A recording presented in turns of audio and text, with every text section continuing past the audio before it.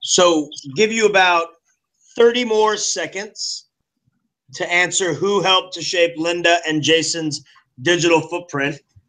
And while you're thinking about that, I want you to think about right now who is helping to shape your footprint. I'm sure it's about 20 more seconds, and then whatever you have, hit submit. Even if you're not done, in about 20 seconds, whatever you have, please hit submit.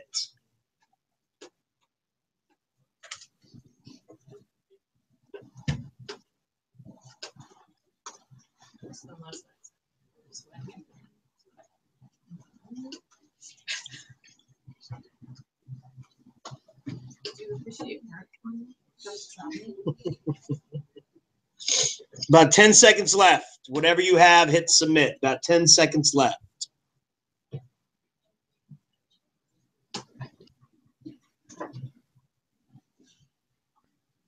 5, 4, 3, 2, 1. Whatever you have, hit submit, please. Let's take a look at Oren. Oren, are you in here? Yeah. Oh, there you are. So, Oren, it says, for Linda, when I read about the food, someone posted a comment telling her that was from a restaurant. Instagram, Twitter, and people who post comments help shape the digital footprint. That is an absolutely great post. Absolutely great post, because he's reminding us that we are not in control all the time with our digital footprints. And at the beginning of these lessons, a few Mondays ago, we talked kind of about real footprints, right? And you walk along the beach and you turn around and those are your footprints. But here's the problem. Somebody walking behind you, leaving footprints and then jumping out of the way, those footprints are now in your path. And you can't really tell who's putting those footprints in. Now imagine, the waves can come and wipe those sand footprints away. But what you're leaving is footprints in concrete, because they won't be wiped away. They will not. You can delete a Facebook account, but you can't delete your posts. You can delete an Instagram account, but you cannot delete your posts. They can always be searched from this moment on, right? Even if a post you meant to be as a joke can be taken the wrong way by somebody else. These things are very important for you guys, because whatever you leave behind now is really focusing and shaping who you are as a digital self.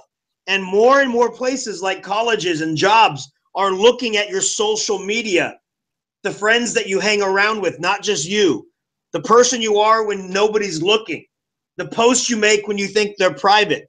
They're looking at all these things to say, are you a person trustworthy enough to be a part of our organization? You might not get a call back and you have a 4.5. Why? What's going on in your social self that is making these people not call you back? So, Oren, that's a very great post. I appreciate it.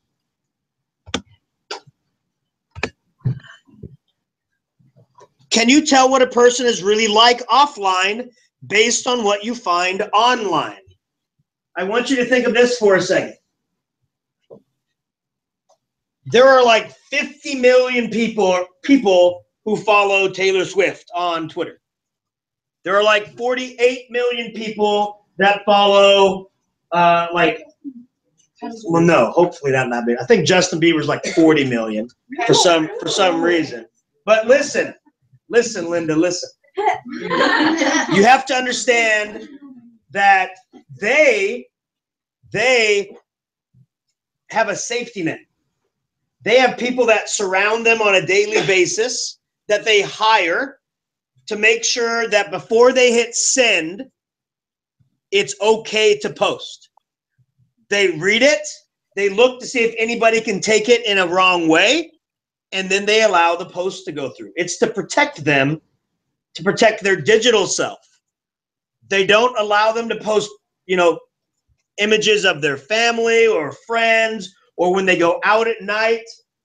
They don't do all those things. They have somebody there to protect them. Do you have friends that are willing to protect you? Do you have friends that say, I wouldn't post that? Do you have friends that'll say, can I post this? Do you have friends around you that make you look bad online, or that help you look good online? Because as we looked at on the previous question, it's not all about you. It's absolutely not. It's about the way people respond to you or things that they post about you. Those things are very important. Right now, there is that app called Yelp, right? And as a business, they rely on good feedback, because when people are going from town to town looking for places to eat, they go on Yelp and they look for the 5 stars, they look for the friendly service, they look for the good food. Now imagine if someone goes in and they see somebody they didn't like. So instead of posting what really the food was like, they say, man, I found a mouse in my mashed potatoes. I thought those were raisins, but they were not. Right? I know, gross. And they're tarnishing. Tarnishing means something was once sparkling and now it's dull. Something was once shining and now it's gray. That's what tarnishing means. So your reputation can be easily tarnished by other people's posts, and they can be completely unfounded, meaning they can be completely not true. But if they're only looking at you as your digital self, who is there to rebuke that? Who is there to say, no, that's not how I am, right? We have to make sure that our posts cannot be misconstrued. We have to make sure we're surrounding ourselves by people who are not going to tarnish our digital selves. You guys live in an awesome age with all this technology and all this information at your fingertips, but you also live in a very scary age where you can do absolutely nothing wrong and then end up with a very bad or unpopular reputation. And you can feel very helpless when you realize there's nothing you can do about it. Right? You can imagine people all the time saying, I just can't do this anymore. I just can't deal with all this anymore. Right? And there's a lot of people in this world, a lot of people your age that end up just saying, I can't do this anymore. And it's because of what's going on online. And we said this in day one. You know, if you're bullied at school, that's not good. But it used to be if you were bullied at school, you can go home and at least get away from it for a while. That's not the case anymore. The bullying continues online. The bullying continues all night through social media. Are you being bullied through social media? Are you bullying through social media? Now, you don't have to make the post that causes the bullying, but if you retweet it or repost it or push it along to other people, you are that bully. You're allowing that to continue. It's a very, very scary thing. And when you get up to Buchanan, they're actually looking at all the athletes' social media now, all of them. And it's part of the ed code up there that if you're doing anything inappropriate through social media, even though you're not at school, you can be removed from the team. You can be punished. And that's been happening quite a bit up there. You have to start understanding that the things you do outside of school are not done. Okay, so you're living in a very scary age. Now think, what are some other things that might make up your digital footprint online? So we talked about social media. We talked about the different posts and other people's posts. Can you think of anything else at all that could possibly make up your digital footprint? Think about who would be looking at your digital footprint in the future. Not just your friends, not just your family. Who in the future, and I mean like 10 years in the future, 20 years in the future, who might look back or look at your digital footprint and use it for good or use it for bad? So what other types of information could you see online that would help make up your digital footprint? I'll give you an example. So when I was in college, I got my first credit card. And I'm like, wow, I have money and I don't even have money, right? And so you go out and you spend money on this credit card. Well, apparently there's this thing called a credit rating, right? It's based upon, are you paying back the money that you're borrowing? The word credit means the company's going to give you credit, meaning not money, but we give you the benefit of the doubt that if we give you this money, you'll pay it back and a little bit extra. That's what credit means. We're going to give you the benefit of the doubt that if we let you borrow this money, you're going to pay it back plus a little bit extra, because that's how the credit card companies make their money. You pay back a little bit more than you borrowed. Well, if you don't pay it back on time, they say, wow, you have a bad benefit of the doubt. And they start lowering your credit score, meaning lowering it, meaning people are not going to give you that benefit of the doubt anymore. Well, I was pretty good at paying off my credit cards, but one time I forgot. 1 month I just forgot, and my credit score dropped. So when I went in to apply for a car, they saw that in my credit rating I had a non or missed payment, and they said, sorry, we can't give you a car loan because of that one time you missed the payment. That's part of my digital footprint. Luckily, after, I believe it's 3 years, that goes away. As long as you make all your other payments, it goes away and your credit rating goes back up. But if you continuously do that, you get a bad credit score. That's part of your digital footprint. You can't borrow anything without a good credit rating, no matter what the radio tells you. Okay, so that's part of my digital footprint that I never knew existed. That's going to be part of yours as soon as that stuff starts happening. Renting an apartment, buying a car, buying a house, getting a credit card. All that stuff's going to pile up more and more and more to determine what people are going to think of you. Okay? So let's take a quick quiz. 3 questions, just really quick. Just do your best on it. Just at the bottom, hit take quiz.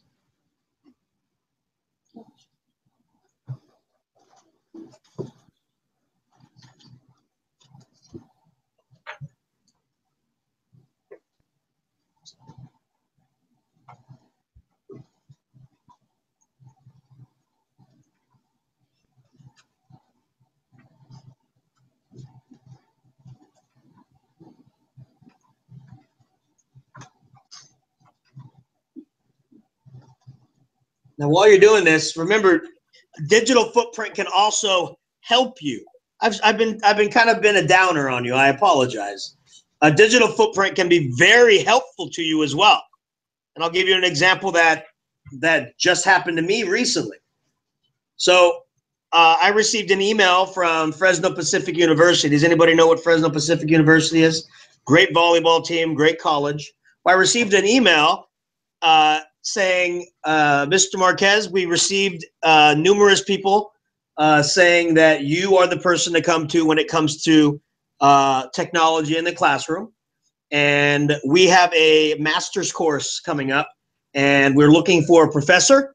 And everybody that we talk to says that you're the best one to go to. And I said, thank you very much. I appreciate it. Where's all this information coming from? And they say, well, this person, and this person, we talked to them, and you were the first name that came up.